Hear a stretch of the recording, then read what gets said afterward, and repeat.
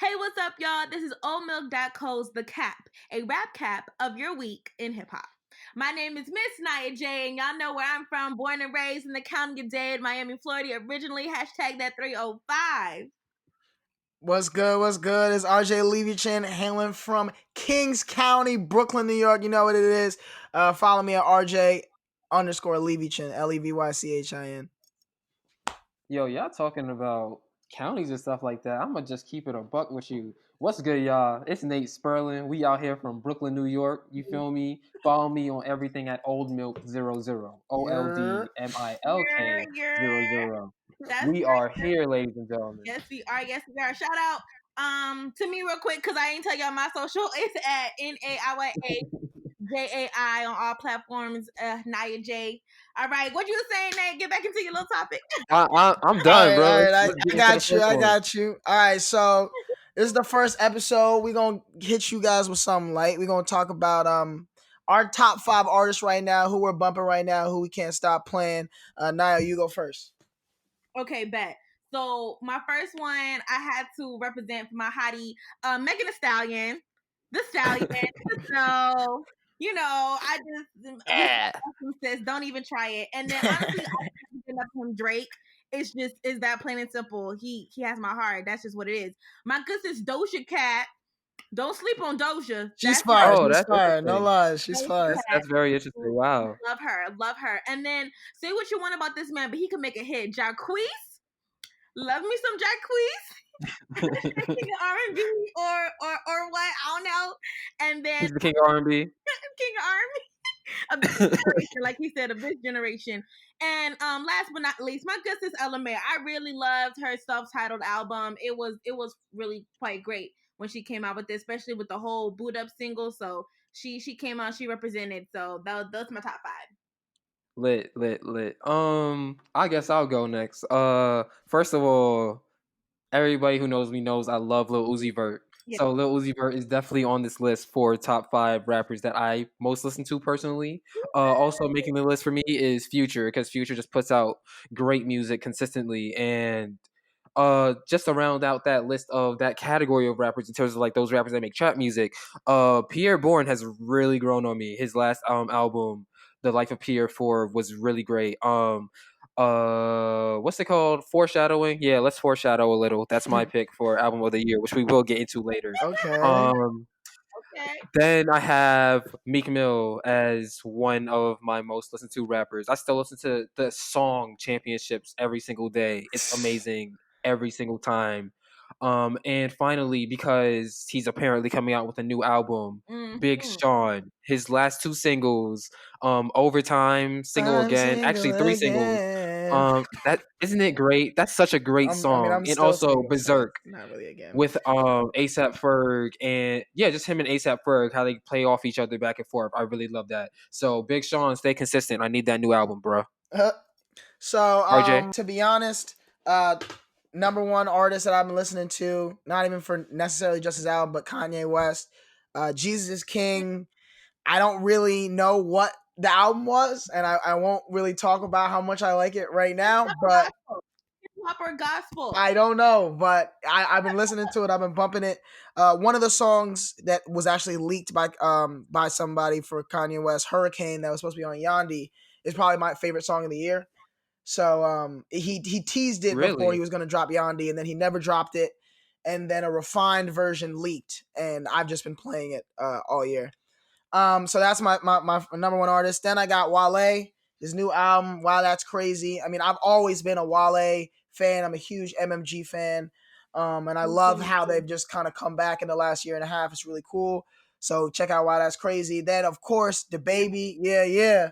Go Where I Want, I'm Good.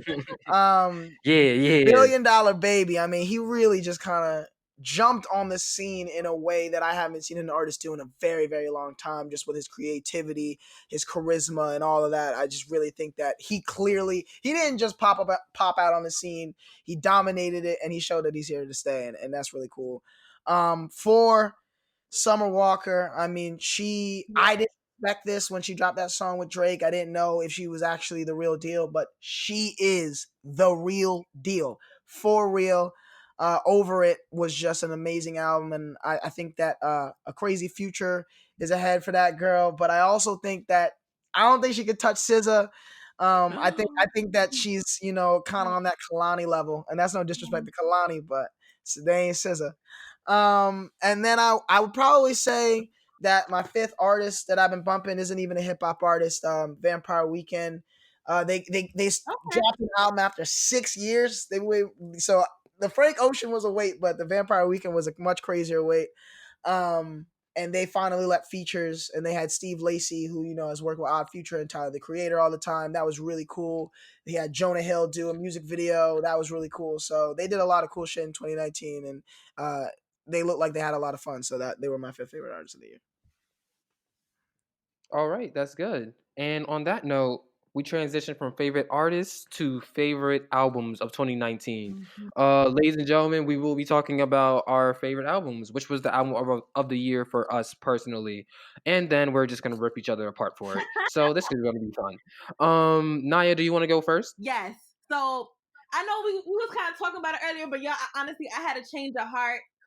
My favorite album of the year really does have to be Kirk by DaBaby. I think, like you had mentioned earlier, RJ, he came in, and my whole thing was I wasn't completely sold on DaBaby yet. And his cadence, he kind of just sounded the same to me. He showed up and showed out on that album. I was not prepared for my head to be blown and my lace to fall back like that. It was just iPhone. I've been bumping iPhone at least 10 times a day, every day since it came out. So like that was my favorite. He had my good sis Nikki on it, and it was just like, well, damn. Okay, that's how you come in. I wasn't even prepared, but for sure, that's definitely my top album of the year. But honorable mentions to Fever, because my good sis Megan Thee Stallion had a whole anthem, a whole summer anthem for her good sisters. So shout out to her, and then definitely Summer Walker's Over It. Like those are my two honorable mentions. But Kirk pulled and came through. Like that shit was fire. I honestly think that DaBaby to me clearly controlled 2019. But I think that Meg Thee Stallion is easily number 2, and that number 3, 4, 5 are not even close. Like it's DaBaby, Meg Thee Stallion, and then everyone else. But I'd also like to push back a little against RJ's point about Meg Thee Stallion and DaBaby running 2019. Okay. I feel like while that was true, I feel like some artists who didn't really get the same amount of press that DaBaby and Meg Thee Stallion did because they're new also could have ran 2019. I guess I'm just gonna go into my pick for album of the year. The Life of Pierre 4 by Pierre Bourne is the most cohesive album of the year, hands down. Period. I think my first honorable mention would be definitely Young Thug's So Much Fun, because it was so much fun to listen to. And secondly, I think it would be Denzel Curry's Zoo, because that album was definitely a very I'm sleeping on that album. Real talk. I'm sleeping on that album. Yeah, that album is really good. Like Denzel Curry has dropped 3 great albums, starting with his first one, Imperial, and none of them sound the same. And I think that's super impressive, and I think that we need to harp on that more, the fact that he's so versatile out of that 2016 class that seems to be running everything, that 2016 XXL class that seems to be running everything. Okay. So I'm with that. But yeah, The Life of Pierre 4, I'm someone who really loves great music, and I love when there's transitions and bars that happen. And The Life of Pierre 4, because it is Pierre Bourne, who I would say is definitely a top 5 producer right now, and I don't think that's even an argument. Because it's Pierre Bourne producing all the beats, automatically I'm gonna like it. But then the fact that he can actually add vocals to it, be on beat, change his cadences when he needed to, and just carry out the transitions from song to song, made that album of the year for me. Like I could go through it with no skips. It's amazing. Okay. That's dope. No, you can rarely ever find an album like that. Even with a couple of my albums, I found the little one skip button, around my way. But that's really dope, where you can listen to a full project and everyone be a hit for you. That's dope.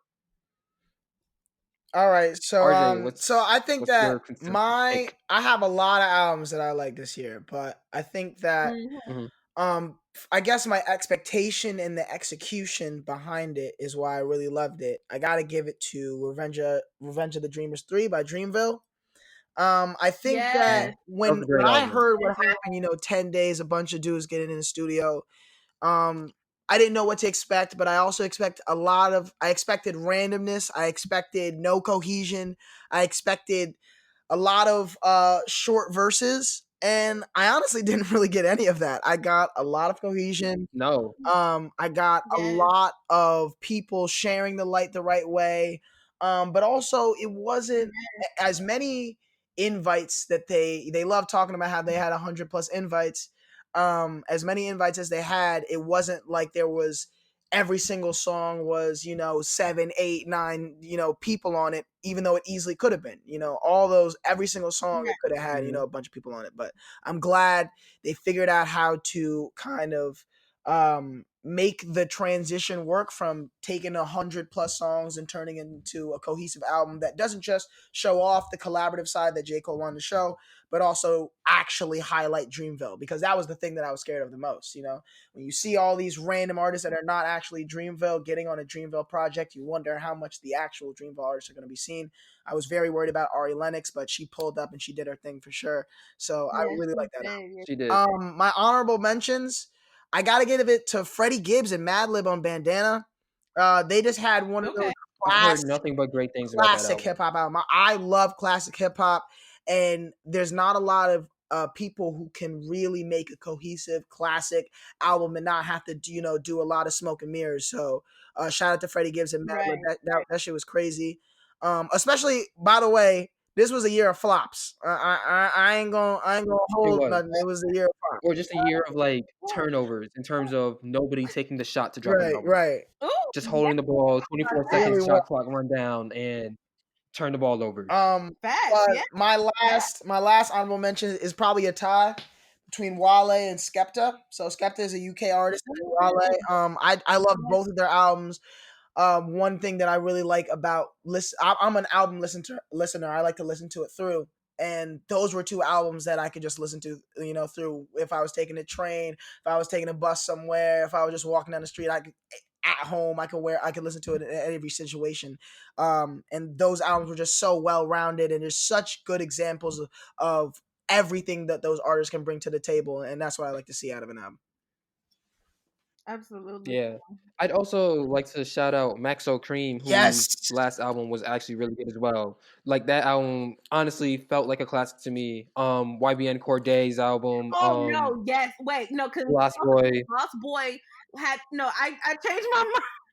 Okay, third honorable mention is YBN Corday's Lost Boy. That album went so hard. I think he definitely, at that album, set himself apart from the rest of his YBN crew, and just as a lyricist, as an artist. Well, I mean, he was always like that. I knew YBN was going to come in and be the lyricist one, but I also think that I don't think that he needs them, but we will see the benefits of him linking with people that make party music for sure. I think that YBN has to control both sounds if he wants to be at the top of the rap game, and I think that avenue is just perfect for him. Right, I think he got it. I think we underestimated him long enough, and he just gonna sit back and does what he do what he does and just blow up. But Honestly, even listening to the YBN mixtape where they all had their singles like put together on one album, the person's singles besides that YBN Namir song that got them on in the first place, Running Off the Paint, that really stood out was all the YBN Corday songs. So for that to just carry on when he dropped Have Mercy, which that second verse is crazy. Right. From dropping that to even being on a song with her. And now dropping this classic that song with her is slept on, bro. Rax is fire. Yes, it is. Oh my god. But both of them are really upcoming right now. Like, they're really upcoming right now, and I really appreciate that we're gonna have a spot in hip hop where you're still gonna have the lyricists over here. You're still gonna have like the people who just make things for cadence and flow over here. And YBN Corday is definitely in that list. I'd put him with maybe the Young and Mays of the world, and even I think he's the JIDs of the world in terms of like the thing, bro. Next lyricist. That spectrum. I like that you bring up those artists, because I think that he's directly in the middle of that spectrum. But I also think that JID would eat him alive. I think that it wouldn't be a competition. I can't say so. I think maybe for because JID's flow is impeccable in terms of his ability to rap fast. Bro, might turn he's some a better rapper. audiences on, but I think no. he has a better flow. I think but in terms of like just making things that connects, I think YBN Cordae is one of the top artists right now. Board of Education. He made a song. Oh my god. bruh. Stop. He made a song. YBN Cordae literally made a song about taking a girl to family dinner on Thanksgiving and knowing it's not going to work out. Bro, he said Board of Education versus Brown. I was Board of Education, left in town. Fuck a resume or fuck a cap and gown. Bruh. All right. Hold on. I got you. On Have Mercy, when YBN Cordae said, what did he say? Hold on. Why cry over spilled milk if you still feel I'm the real deal? My bitch bad with no ill will and she'll murk a nigga like Kill Bill. Come on, bro. If you want me to bring up bars, we can do that. But that honestly, we might need a whole podcast for that conversation. But it's okay. No, fact. Yeah. I'm just still stuck on the fact that he said he gonna have two bad, females rubbing his feet. Yeah, I got two bad. Yo, that shit is. That song deserves a Grammy. Real talk. That song was worth a Grammy. Oh yeah. Oh my god, that shit was so hypnotizing. When I first heard it, I was like, "This man." I said, "He's a genius." Did you guys hear Young M.A's album? Yes. I heard certain songs. Yes. I like the album. I thought it was a good. It was a good debut album. I do think that my favorite part is that she's not really vulnerable. So her being extremely vulnerable on the album, talking about her feelings, talking about relationships, talking about what it's like to be lesbian, like all these things, being able to see all of those sides, I really wasn't expecting that. I expected a lot more flossing and I got a lot more authenticity, and I really like that. Right. Yeah, I have 2 points to make about that album. The first one would be just the fact that Young M.A was able to carry on that hype from her hit song "Ooh" in 2017 to 2019 now, while also in the midst of that making another hit song, Petty Wap. When she came out with that, and that leading into her album is super impressive because some artists, like for example, Ugly God, tried to do the same thing in terms of carrying that 2017 momentum into 2019 without dropping anything in 2018, and it didn't work out for artists like Ugly God, but it did work out for Young M.A. And the second point I would like to make about that album too is simply that intro on Young M.A's album sounds like a Meek Mill intro. It's very intense, and I love that so much. And also how it builds from being calm to at the end you have the fireworks and her saying all the profound things towards the end is a really good song. And I like when I see artists able to make a really good intro. I'm someone who's huge on intros and outro tracks. So because at the end of the day, those are what we're going to remember the most. And just for her to put in that work and realize that that's something that grabs the attention of the fan is really impressive. I think the biggest potential point for Young M.A, and the reason why I'm really excited for the future of her career is the fact that she don't need to go get some features to find a hit. She makes them. A lot of these artists need to go spend a couple $100,000 on a few features so that they can get a hit. Young M.A be with her squad just making hits by herself, and that's really impressive. Yeah, 100%. She lock herself in that studio and she go off, and that's what I really appreciate. The whole idea of her story, like it caught me right then and there, and I said, oh shit, she about to spill some real facts right now, and I think she did that, and she showed us a side of her that none of us was expecting, and she did a great job at delivering it, and it was great. Yeah, women rap is taking over. Real talk. Yes, it is. Hopefully. Special shout out to Rhapsody. Our good sis is coming up. Naiya has not been able to stop talking about her. Oh no, I love that album too. Especially that song she has with J. Cole. I can listen to nonstop on a loop. And also, I think J. Cole is an underrated singer. We can talk about that at another date. You'll never hear me agree with you. You'll never hear it. He is, bro. Have you heard the song Sojourner on Rhapsody's album with J. Cole you sent featured it to on me because you were like, bro, he can sing, and I was like, no. Well, I like it. It gives me that his cadence is just so chill, and I like that from time to time. So yeah, he can sing. I don't care what you have to say. That's just. I'm willing to agree with that Monday, Wednesday, and Friday. I don't know about Tuesday and Thursdays. I'll give him that though, but there is definitely some songs where I'm just like, dang, is that J. Cole? And he do no, so that's a fact. I can believe that in a way. I would be listening to a J. Cole R&B album. Let's just put it to you that way. But I would make do one, it. I'm gonna be like, okay, let's see. Yeah. But yeah, that Rhapsody album was really, really good as well. Yeah. Next topic, guys. Well, hold up, wait. What was your favorite album, Nate, again? Oh, The Life of Pierre Right. Bourne. I feel like we gotta get into that. I need you to explain Okay, let's why. do it. Because I think that Pierre Bourne. I mean, I think he had 2 songs on Jesus is King, and I think that whenever you got anything to do on a Kanye West album, that means you being noticed by like the top of the top. But I also think that Pierre Bourne seems like this cheap version of the people he produces for. What do you say to that? Like, I just don't think he's as good as artist as some of the people he produces for. What I would say to that is, you mean like in terms of his vocals and things like that, right? Rapping and stuff like that. Not on the same level. All right, yeah. Got you. I mean, I would say he's average in that standpoint, but just the fact that he's doing it on a Pierre Bourne beat makes it great. So it's like if you have an average rapper coming up right now and then you give him a Metro Boomin beat or a Pierre Bourne beat, you're gonna immediately like that song. Like personally, I like Lil Tecca. I think that he makes good music, but I don't think he's at the top. I think he's more so average right now.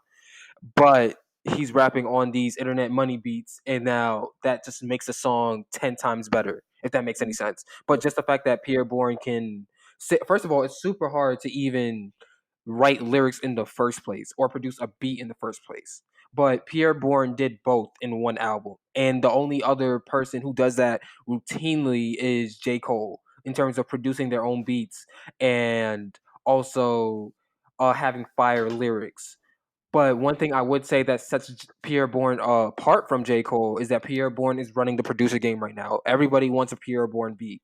And like for example, he had 2 placements on Kanye's album. When you're on Kanye's Metro album, Boomin tweeting at like you. making Metro Boomin tweet at the haters, he's talking about you.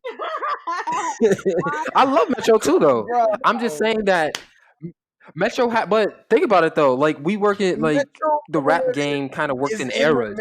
We've been through the Metro era already. He's in the middle of his dynasty. He's in the middle of it. Right, and let's not forget that London just literally produced all of Summer Walker's whole album. We just go. But none of them can make an album by themselves in terms of having lyrics on the album as well. Okay, I mean, see, that's what I'm trying to say. Is that like I understand what you're saying, and I do think that a full produced Pierre Bourne album is really good. But I think that really good. Better show some respect. That shit is amazing. It's real. It's a great. Oh God! But at the end of the day, I got 10 freaky girls on a yacht. Like, come on. Hey, bro. What are we doing? But Pierre Bourne be helping Metro with his beats sometimes, and vice versa. Like they work together a lot, and I like when they work together. I'm not trying to. This is one of those situations where I would never try to pit them against each other, because especially because I know that that's kind of a brotherhood. They all came up at like similar times and helped each other out, and just like Atlanta, that whole scene. But I mean, at the end of the day, Metro Boomin, I just feel like he can do more. I just think that we haven't even seen half of it, and he was really, as much as he was quiet, he still controlled a lot. He still produced for a lot of people. And I think that he was like loading up. He's building a team. He wants to build a label. I think that he re-signed with his label to get a whole like sub label for himself. And he's going to try to look for artists. And I think that once he starts producing, like being on his Timbaland shit, where he's like creating artists, we're going to see like the full length of Metro Boomin's ability.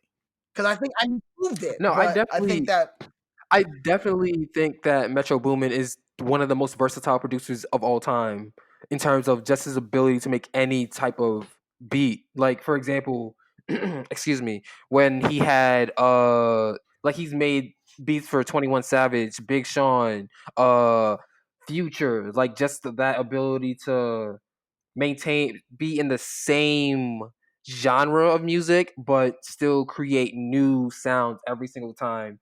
And also, I think his album from last year, Not All Heroes Wear Capes, was a really good album, very well executed in terms of the standpoint of having those beat switches and stuff like that, in terms of like from the Travis Scott song Overdue to Don't Come Out the House by 21 Savage. That was a lit beat switch. However, Pierre Bourne does that on almost every song. So who's copying So who? it's so Who's cohesive. copying who? They're both great producers, but I think they're both great producers. I don't think any one of them can claim that they did that first in terms of, Well, yeah, not switch ups. I mean, hey, I made this Travis popular. been doing switch ups his whole career. Yeah, so like I think just Pierre Bourne's ability to do that from song to song and take one of the most I guess one of the least, noticeable parts of a beat, and then using that part of the beat to transition into the next song, so then the song still feels familiar but still new, was really impressive. Okay, I'll take that. Like everything is like it all kind of sounds the same, but there's enough separating parts in each beat to make them different beats, which that just mastering that cohesion in the first place is super hard to do. And we saw Pierre Bourne do that on his Life of Pierre 4. All right, I'll take it. I'm fine with that. I'm fine with that. And also, it honestly, I think it should be album of the year. It's just, Better than and also when it DaBaby, came out though? too, it came out. Yes, But Come Kirk, on. I still have questions You about still Kirk, okay? about What the questions baby. you got? He showed like from the album that actually got him blowing up, Baby on Baby. It was Kirk was very similar to Baby on Baby, but the reason why I have hope for the baby's career is because he showed me enough versatility, as small of an amount of versatility that he showed. For example, his ability to change his cadence on iPhone versus still being able to make that same, I guess, the baby bop in terms of the actual song bop on his song. Like that's such a the baby song that sounds familiar I just feel to. okay, so I understand what you're saying, but my thing is, I just feel like, like when you say there's not enough variation, I think for some point it should be kind of come like a signature. Like the man can't change his voice, and I feel like the way he raps really comes from just kind of how he's always done it. And that might just be his signature. Like, what if that is just like how he raps per se, and he can come with the versatility, but when it's like it's very distinctive. When that song comes on, you know that's the baby song. Like that's just a fact. So I mean, I don't think it necessarily works against him. Is what I'm trying to say. I agree, but forecasting for the future, if you're doing this, if you're using the same flow on the same type of beat, that doesn't typically end well. And what I'm saying is, I would like to see him diversify the tempo in the beats that he chooses, as well as the tempo in the flows that he chooses to use. I love his voice. I love the fact that he has such a distinct voice. You know, automatically it's the baby. That's one of the key deciding factors to success.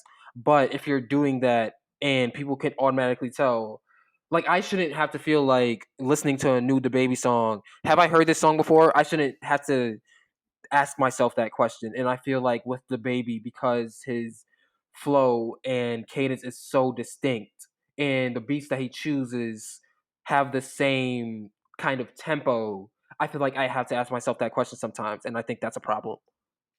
Okay, that's fair.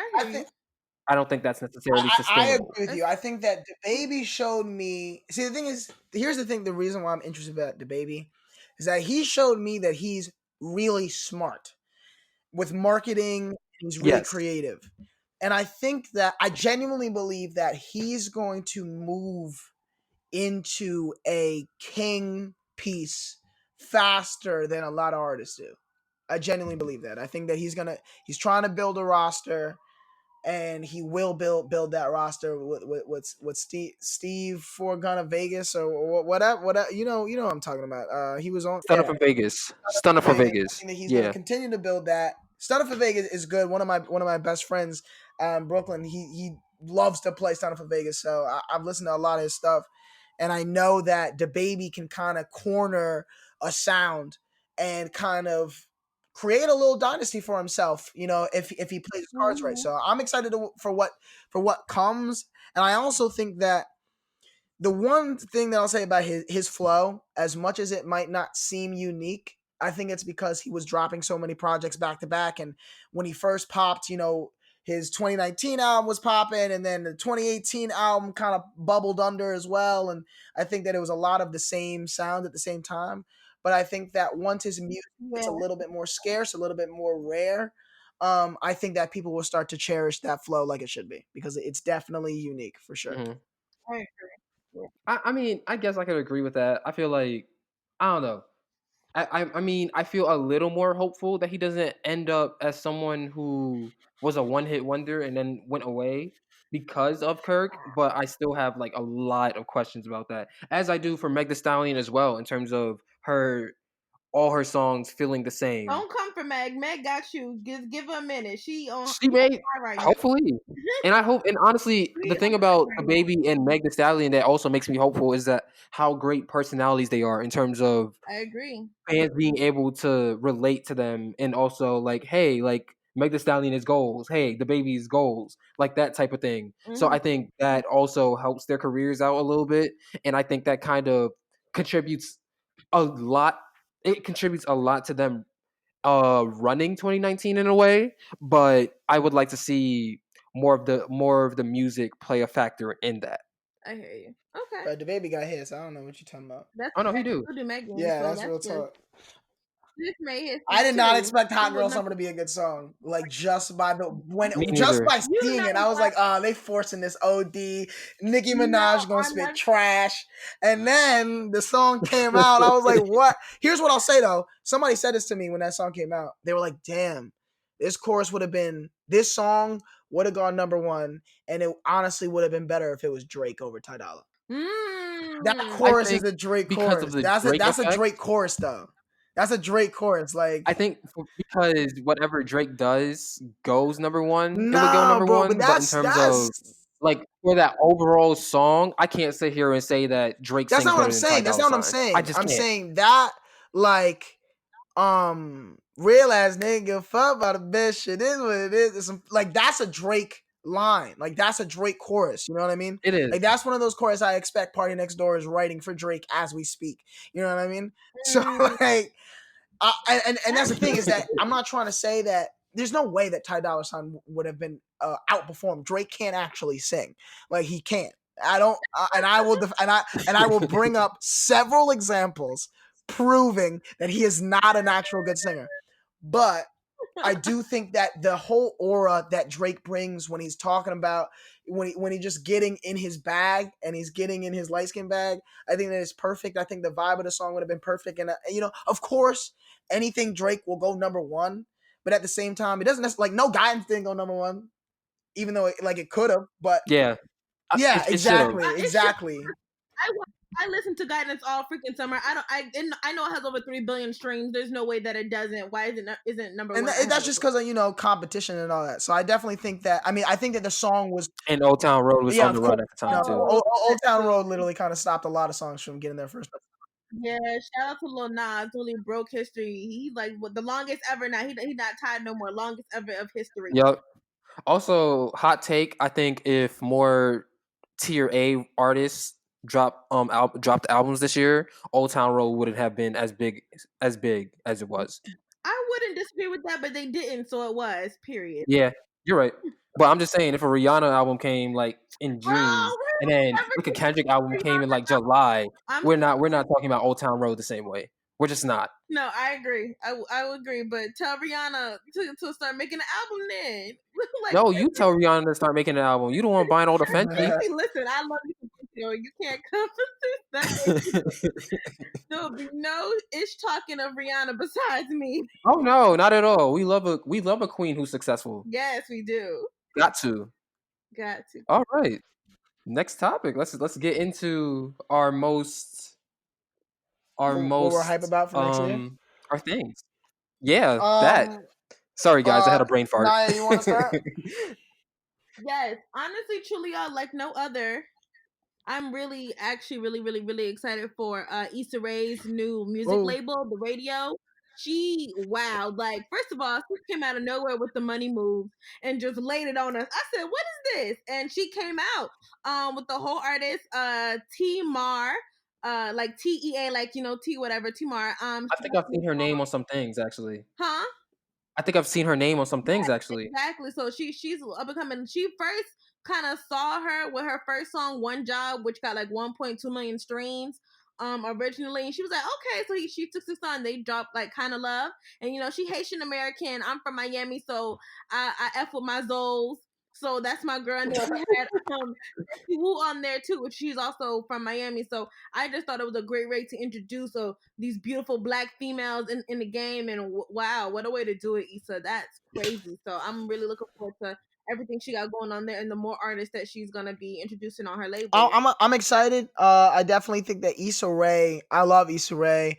I don't know if you guys have HBO, but if you have access to HBO, please, please, please, please, please, please watch Black Lady Sketch Show. It is going to be the best sketch definitely. show that we've ever seen. I don't know why they didn't do this earlier, but I'm glad some sisters got together and dropped that show because that show is crazy. I know Issa did a lot more behind the scenes, but she also had some sketches for herself. And I know that show is just gonna blow up. They need to not just do 6 episodes. That was not enough. Also, shout out Quinta. But I also am a little bit shook. I'm a huge Insecure fan. And I also know that Issa Rae, I think that Issa Rae is just one of the best writers in TV show right now. And I'm shook, when a lot of us, I learned the hard way with Kanye, is that no matter how genius, talented, whatever these people say they are or prove that they are, trying to, control a bunch of corporations at the same time is very difficult. Yes, 100%. Insecure, already they took a whole break and, it's a whole time and she's taking time off from the show. Clearly, this is the reason why she was, she had other goals and other moves that she wanted to make. And I'm just kind of, I'm shook because I think that, I've seen it out of rappers starting labels, and the biggest reasons why their labels don't pop off is because they don't give the energy and effort and attention to it. Think about OVO artists. Name an OVO artist that actually popped. Like Party Next Door popped as a songwriter. Can't do it. Don't tell me if you can name like 5 hits from him, maybe we can talk. But at the end of the day, 21 Savage was supposed to be on OVO and Drake did not help him.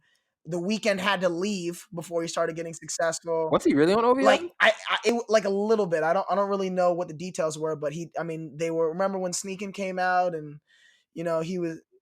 Yeah, at the time he was toting him around as an artist.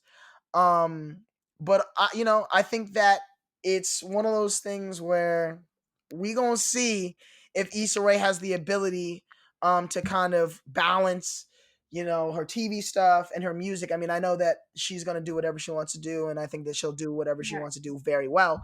But I gotta see, because I know that in music, especially when you don't have the connections of like a big label, you got to put in 150% to get your artist the looks on the radio and stuff like that, so that they can go number one and they can get all those success and get all those streams. And but even then, I think a big part of that is just hiring the right people. Sure. It's not just on label. So I feel like she's definitely gonna have really top label executives running the company, and she probably is gonna chime in for creative stuff and executive orders. Other than that, I think her label will be completely fine if she, hired the right people to lead and direct that team. Absolutely, for sure. I think it's definitely possible, and I think she's the one to do it if it is to be done. Facts. I guess I'll go next with my hopes for 2020. Albums. Just no one from tier A in hip hop has dropped, really, besides maybe arguably Young Thug this year. And I'm excited for the new Kendrick album, the new Meek Mill album that might be coming, possibly the new Big Sean album, which we don't know when it's dropping, but when it does drop, it will be fire. Just excited for that. Excited for Eternal Atake, hopefully to finally drop. Whole Lot of Red to finally drop. Just excited for a lot of new albums. Yeah. That's really my hope for 2020. Think will have the better album, Lil Uzi Vert or Playboi Carti? You think Uzi's gonna have a better album? No contest. I love Playboi Carti so much, but Uzi is definitely way more versatile than Playboi Carti. We have no idea what this album is going to sound like, but we know what this album is. This album is going to be good from Lil Uzi Vert. Yes. But I feel like with Playboi Carti, by now you kind of know what a Playboi Carti album sounds like. Not saying that he should keep it and try something else, because like that's what we like from him, but we kind of know what it's gonna sound like. Yes, 100% agree. All right, so for me, the thing I'm looking the most forward to, I was gonna say TDE. You named Kendrick, and I think I could easily say TDE and talk about how much these very already established artists like SZA and Kendrick, how I'm excited for them to drop. But to be honest, Absol too. and Absol, of course. I'm gonna cut that because I think that we all know that that's gonna be fire when it comes in. 2020, I am I'm highly anticipating Tierra Whack's debut album. Oh, yes. I don't know. Agreed.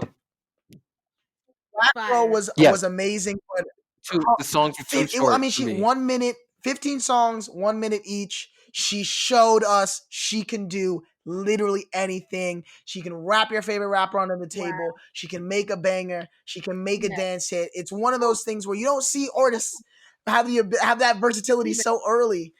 No, and she's dropped. She had a whole thing where she dropped like 5 singles. She had like a whole single per week thing that she did, and Rihanna was like playing her singles on her Instagram and all that. I remember Cardi B. She was yelling at Jermaine Dupri because Jermaine Dupri made a really dumb comment talking about how all the female artists that are popping are only talking about their body and sex, which is just very not true, JD. If you listen to any music Jermaine Dupri and you weren't stuck in 2005, you would know exactly what the fuck is going on. Tierra Whack is really, really, really putting herself in a really good position, and she's not dropping music in a way that gets the attention that I thought she was, but it's clear that she's hungry. And when you see artists that are hungry, that's all you can really ask for. That being said, honorable mention, gotta be Ghetto Sage. Saba, No Name, and Smino in a group? Yeah. Are you kidding me? Man, these man's gonna go off for 72 and 10. Like, they're gonna break every record in the book. It's one of those things where you kind of know just by the music that they make, they're not gonna be making #1 albums. Or they're not gonna be making those albums that are on the Billboard charts. But you know that they're so talented and their chemistry is so amazing that whatever they do, whatever song they make is just going to be fire, because it's also like a competition, just like Wu-Tang. You don't want to get out-rapped. They can all rap, they can all sing and do all those things, and they're going to push each other to be the greatest they can be. So I think that they're going to be like the soulful Migos. Like, it's going to be crazy when they drop their first project, and I'm very excited for what they have in the future. Facts. I agree. 100%. Yep. All right. Well, RJ, do you want to wrap it up for us? All right, ladies and gentlemen, that is the end of our first episode. This is the pilot, OldMilk. I'm RJ. I'm with Naiya 0. and Nate. This is The Cat, airing weekly on a streaming service near you. And we out. Facts. Yeah. Don't forget, it's all opinion. Bye, guys.